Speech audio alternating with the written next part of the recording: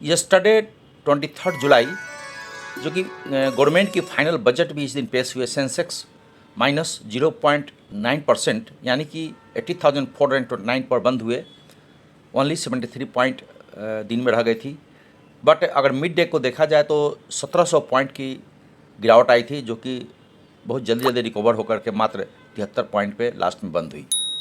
Nifty ने भी 0.12% गिरावट के साथ 24,479 यानी कि 25,000 के रेजिस्टेंस जो है, इम्पोर्टेंट रेजिस्टेंस, उसके नीचे ही रही और मात्र 30 पॉइंट से माइनस में बंद हुई।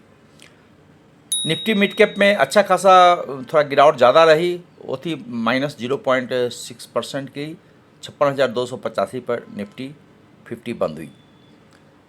यूनियन बजट 2024 जो मिसेज निर्मला सीतारमण द्वारा पेश की गई, ये इस गवर्नमेंट की पहली बजट है इस नए सरकार की। Minister Nirmala Sitharaman announced to sharp cut in import duties on gold and silver, जो कि पहले 15% थी, 15% टू ओनली 6%, अब सिर्फ 6% रह जाएगी, यानी कि 15 - 6 9% की कट की है, जो कि एक अनएक्सपेक्टेड कट थी गोल्ड की इंपोर्ट ड्यूटी में।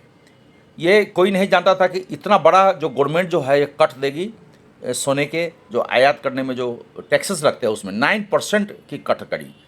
पर जो पहले 15% था अब मात्र 6% रह जाएगी। This will and the decade old approach of discouraging gold buying. Along with this, the Union Budget 2024-25 has also made the diamond industry's old age demand for safe harbor for overseas mines. इससे क्या होगा कि जो भी gold की जो import duty में 9% की नेट कट कर गई है, तो लोगों को था कि सोना खरीदो, क्योंकि फिर आगे बढ़ेगी, बहुत ज़्यादा बढ़ जाएगी, 1 लाख रुपए हो जाएगी पर 10 ग्राम। तो ये जो दिमाग में लोगों को है कि इस दिमाग से निकालने के लिए कि सोना बहुत बढ़ने वाले हैं, इसको जल्दी खरीदो, इस कारण से और भी बढ़ोतरी होती जाती थी डिमांड के आधार पर, डिमांड सप्लाई के आधार पर। कल ही मार्केट में देखा गया कि लगभग 3 से लेकर 3,500 पर 10 ग्राम 22 कैरेट की जो ज्वेलरी मैक का जो गोल्ड है उसमें गिरावट आई थी। अकॉर्डिंग डायमंड में भी गिरावट आई थी और भी फर्दर इसमें गिरावट आएगी। सोना इतना महंगा हो गया था कि गरीबों के पहुंच के बाहर थी, और अब जो है जो लोग खरीदेंगे इसे, तो लोग जब खरीदेंगे अपने काम के लिए, स्टोर करने के लिए नहीं, तो लोग अपने शादी विवाह या अपने शौक के लिए गोल्ड खरीदेंगे। उसमें आपको ये अभी 9% की जो है छूट मिली है और उम्मीद है कि ये आगे भी बनी रहेगी। अगर हम स्टॉक मार्केट के हिसाब से देखें तो टाइटन स्टॉक्स ग्रोज 6.53% एट 3,468, Kalyan jewellers 4.43%, Rajesh export 6.18%, Senco global 5.1%, Vaibhav gems 2.3% और थंगामलाई 6.7%, पीसी ज्वेलर्स 5% और स्काई गोल्ड 5% और गोल्डियन इंटरनेशनल 8%, इसके अलावा मोतीसन ज्वेलर्स 5.3%। इस तरह से जो गोल्ड ज्वेलरी जो मेकिंग कंपनीज है इन द ऑर्गेनाइज सेक्टर्स, उनकी स्टॉक्स में लगभग 5% से लेकर के 10% तक बढ़ोतरी देखी गई।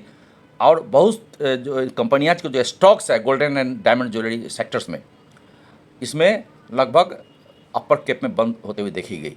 इस तरह से उम्मीद है कि जो गोल्ड इंपोर्ट ड्यूटी में 9% की कट कर गई है, ये बहुत बड़ा कट है, और कस्टमर को आगे जब वो देंगे फ्यूचर में, तो इससे गोल्ड की दाम कम होगी और जो उनके सेल्स एंड मार्केटिंग है उसमें बूस्ट होने की उम्मीद है। According rate of returns plus net profits and profit margin में बढ़ोतरी आएगी। उम्मीद है इस वीडियो में दी गई जानकारी आपके काम आ सके। Thank you very much. Share engineer Hari. यदि आप चैनल में नए हैं तो अपने लाइक और सब्सक्राइब बटन जरूर डाल दीजिए, ताकि आने वाला सभी वीडियो आपको टाइम पर मिलते रहे। Thanks once again. Take care. जय हिंद।